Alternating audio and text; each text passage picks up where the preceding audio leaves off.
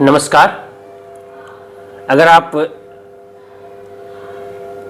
Job की तलाश में हैं तो आपके लिए खुशखबरी है।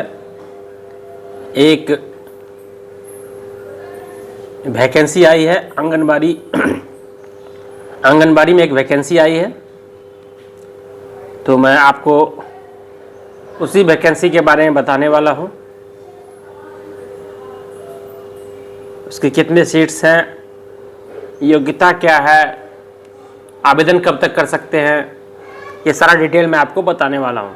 तो सबसे पहले जान लीजिए कि आंगनबाड़ी में भर्तियाँ जो आई है वो क्या चीज़ की भर्तियाँ आई है। लेकिन मैं आगे बढ़ूँ उससे पहले आपसे गुजारिश है कि अगर आप चैनल पर नए हैं और चैनल को सब्सक्राइब नहीं किए हैं तो प्लीज़ सब्सक्राइब कर लीजिए, बेल आइकन का बटन दबा दीजिए, साथ में ऑल पे भी क्लिक कर दीजिए ताकि वीडियो डलते आप तक नोटिफिकेशन सबसे पहले मिल जाए। आइए हम बात कर लेते हैं। आंगनबाड़ी में भर्तियाँ जो आई है वो सुपरवाइज़र की भर्ती आई है। सुपरवाइज़र की भर्ती आई है। और ये सुपरवाइज़र की भर्ती क्या होती है? सुपरवाइज़र होता है क्या? सुपरवाइज़र जो होता है वो पूरे आंगनबाड़ी जो केंद्र होता है उसको सुपरवाइज करता है। यानी जितने आंगनबाड़ी केंद्र होते हैं, मान लीजिए किसी ब्लॉक में 6, 7, 8, 10 सुपरवाइज़र हैं, तो उनका काम होता है वही 8-10 लोग मिलके सारे आंगनबाड़ी केंद्र का निरीक्षण करना, वहाँ सभी चीज़ व्यवस्थित चल रहा है कि नहीं चल रहा है उसको देखना और उस सारे रिपोर्ट को CDPO के पास देना। तो ये इसका काम होता है, ये सुपरवाइज़र का काम होता है। इसको लेडी सुपरवाइज़र बोला जाता है। इस पद का और सही नाम है लेडी सुपरवाइज़र, क्योंकि सुपरवाइज़र के पोस्ट पर सिर्फ महिला का ही ये बहाली होती है। तो इसमें क्या है, ये जो बहाली आई है उसके लिए आई है जो आंगनबाड़ी में ऑलरेडी सेविका के पद पे 10 वर्षों से काम कर रही है।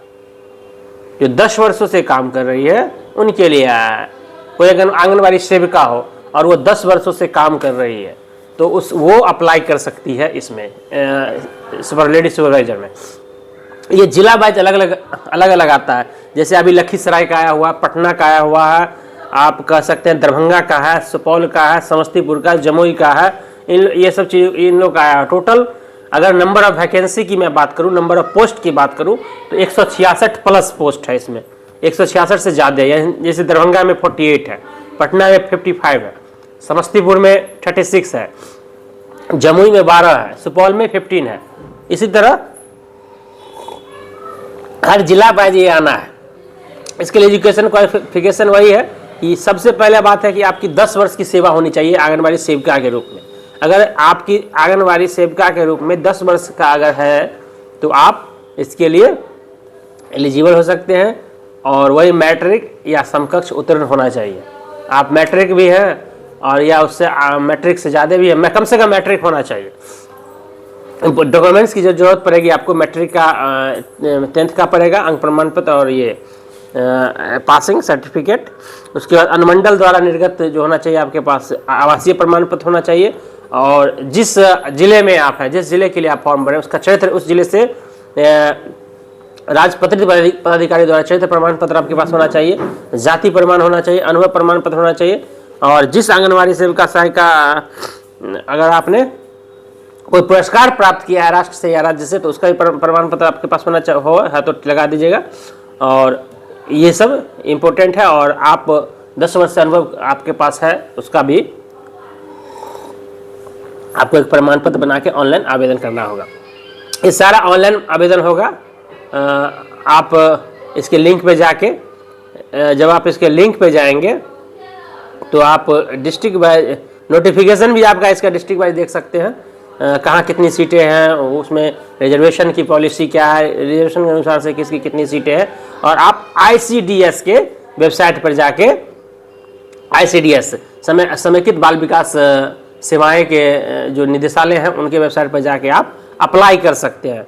फॉर्म भरने के सारे निर्देश दिए हुए हैं। फ़ोटो का मतलब फ़ोटो उसमें जो आप भरेंगे वो 50 KB का होना चाहिए। ये सारा दिया हुआ, फ़ोटो साफ होनी चाहिए। सिग्नेचर 20 KB के अंदर होना चाहिए, कम से कम 20 KB का होना चाहिए। इसमें आपको भरना पड़ेगा, पहले पंजीकरण करना होगा, रजिस्ट्रेशन करना होगा, फिर व्यक्तिगत विवरण अपना भरना होगा, फिर शैक्षणिक योग्यता भरना होगा, फिर फोटो और हस्ताक्षर को अपलोड करना होगा, फिर दस्तावेज यानी जो डॉक्यूमेंट है वो अपलोड करना होगा, और आवेदन को अंतिम रूप से जमा करना होगा। ये सारा है, ये है जो आप ICDS की वेबसाइट पे जाके आप इसको आराम से फॉर्म भर सकते हैं। और फॉर्म भरने का जो ये है लास्ट डेट है वो जिला वाइज वैरी कर रहा है, तो मतलब हर जिला के अनुसार अलग अलग है। तो वो आप देख लीजिए आपके ज़िला में एलिजिबल है, उस ज़िला के हिसाब से फॉर्म भरिए। और आपके पास अगर आप सेविका हैं और 10 वर्षों से आप कर रहे हैं, सेविका हैं और 10 वर्षों से कर रहे हैं, तो आपके पास एक सुनहरा मौका है कि आप इसको कर सकते हैं। मैं एक चीज़ आपको बता दूं एज को लेके कि कितने वर्षों तक का ये, तो एज को लेके मैं आपको बता दूं ताकि आप किसी कन्फ्यूज़न में ना रहें कि एज को लेके। चलिए एज को लेके मैं आपको बता देता हूँ एज, क्योंकि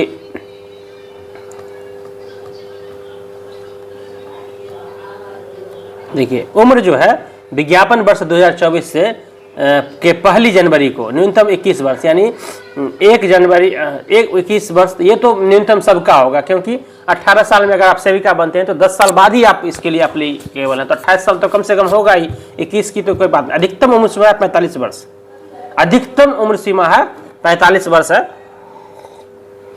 आप अगर सामान्य कोटि से आते हैं तो 45 वर्ष से ज़्यादा आपका नहीं होना चाहिए, और अधिकतम उम्र सीमा 11 वर्ष की छूट दी जाएगी।